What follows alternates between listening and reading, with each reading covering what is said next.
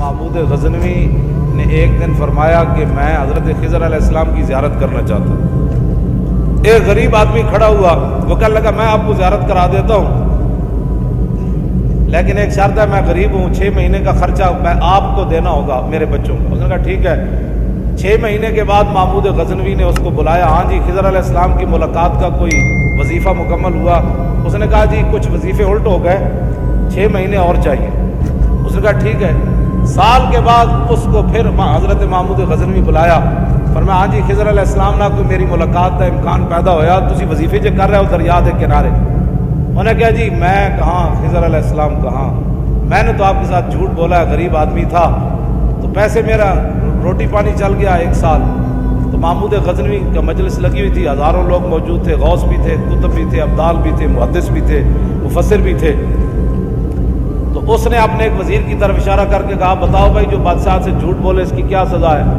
وہ وزیر کہنے لگا کہ اس کو قتل کر دیا جائے۔ محمود غزنوی کے مجلس میں ایک نورانی چہرے والے بزرگ بیٹھے تھے، انہوں نے کہا بادشاہ سلامت، اس نے بالکل ٹھیک کہا۔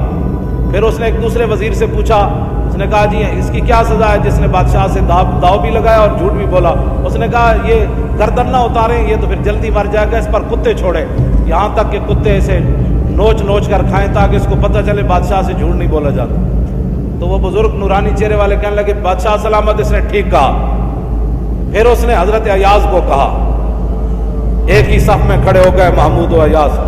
حضرت ایاز کو کہا کہ ہاں جی آپ بتائیں۔ اس نے کہا بادشاہ سلامت، ایک غریب آدمی تھا، اس کے جھوٹ بولنے سے آپ کے وقار میں کوئی کمی نہیں آئی، اور 1 سال پیسے دینے سے آپ کے خزانے میں کوئی کمی نہیں ہے، یا آپ اس کو معاف کر دیں۔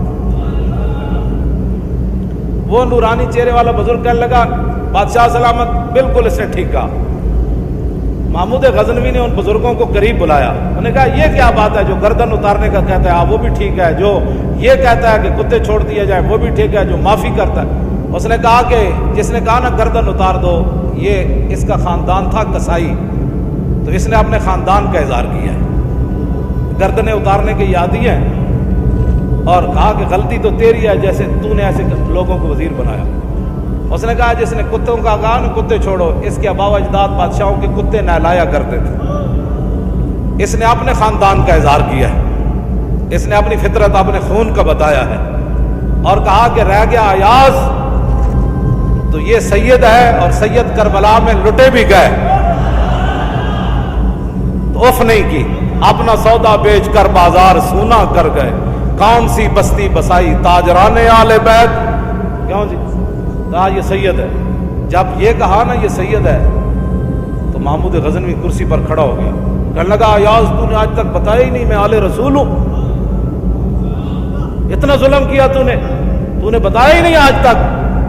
حضرت ایاز فرمانے لگے کہ اچھا میرا راز ان بزرگوں نے کھولا تو میں بھی آپ کے سامنے ایک راز کھولنا چاہتا ہوں۔ انہوں نے کہا جی وہ کیا ہے؟